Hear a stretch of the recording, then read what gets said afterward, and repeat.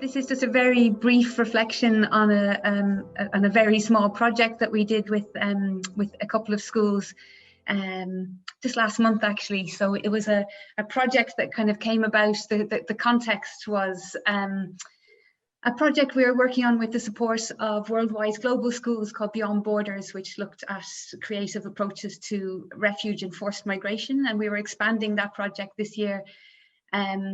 And one of the aspects of that was looking at the experiences of the Palestinian community and people displaced.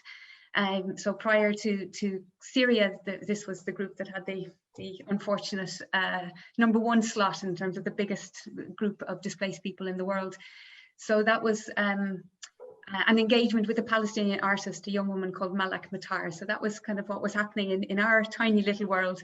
But of course, this year, the evictions and storming of the Alaska Mosque, and then ultimately the bombing that went on for 2 weeks and a day back in May, formed the kind of the backdrop to some engagement we had with schools. So I'm very briefly going to talk about that and the you know, the very neutral language that can be around that, you know, the conflict or you know, it's just the justice issues underpinning it and the extremely unequal distribution of suffering, I suppose, that went with that.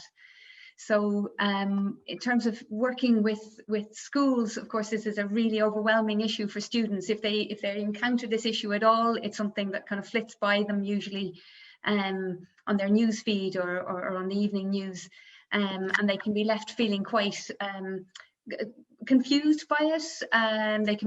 They can feel distant from it, but also quite, when they do engage, they can feel quite overwhelmed. This is what they were saying. And with teachers, there was an interest in addressing it, and indeed a real desire to address this, because they're going through the same kind of engagement themselves. But in addition to the overwhelm and the feeling distant and the confusion, there was a sense of trepidation, I suppose, about addressing the issue, that it's seen as sensitive and controversial, and that there might be conflict if they address the issue. So just in terms of sketching out very briefly some of the kind of, in terms of our approach, we were just trying to be mindful to not to avoid the idea of multiple perspectives, but to embrace that, to, you know, the recognition of multiple perspectives, but to include a really clear human rights dimension to it. So students were in a position to locate their own values in relation to those perspectives and the voices that they were engaging with. And not to, you know, to try to provide background and try to provide some clarity about the background to the issues, but without over complicating it, but also without oversimplifying it.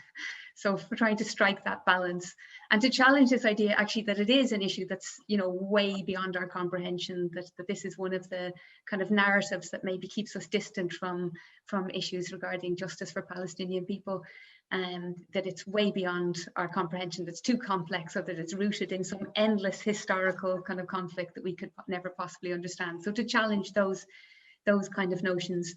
It was very important to hear directly from people. So social media was very important, to have direct connections with people who were in Gaza at the time.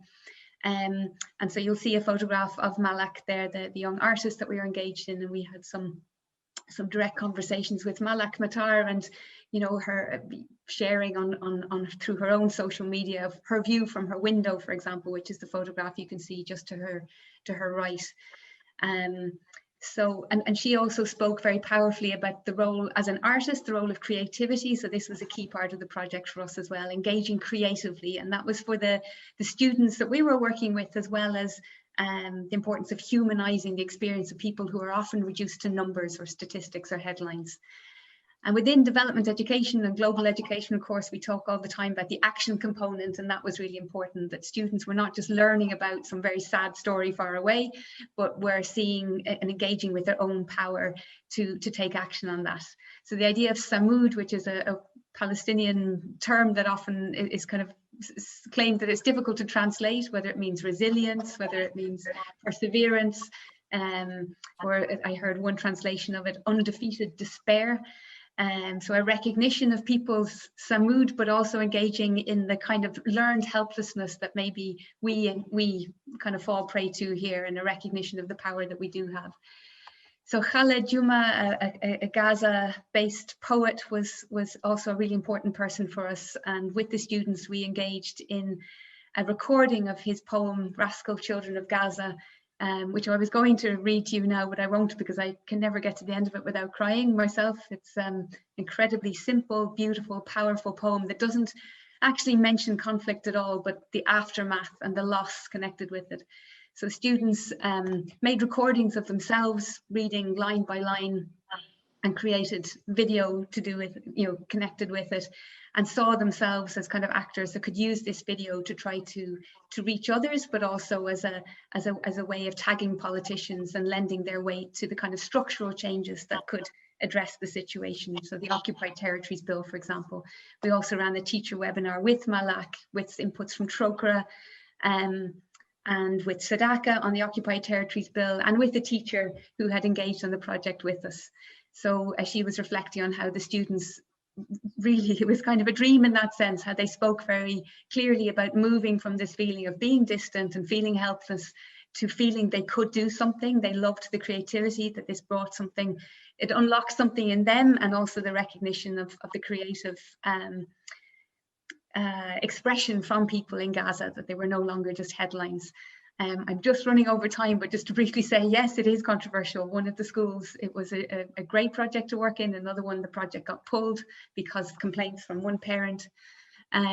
So it is by all means controversial, but I think it really, for me, speaks to Richard's point at the beginning about social relations. Inequality breeds hierarchy. And if my discomfort, or if our discomfort as a community, is put above the deaths of 66 or 68 children in an asymmetrical war, then I think it leaves us with serious questions for ourselves if we're dodging the issue to avoid that controversy. So I would embrace it. I'd say go for it. Thank you very much, everybody.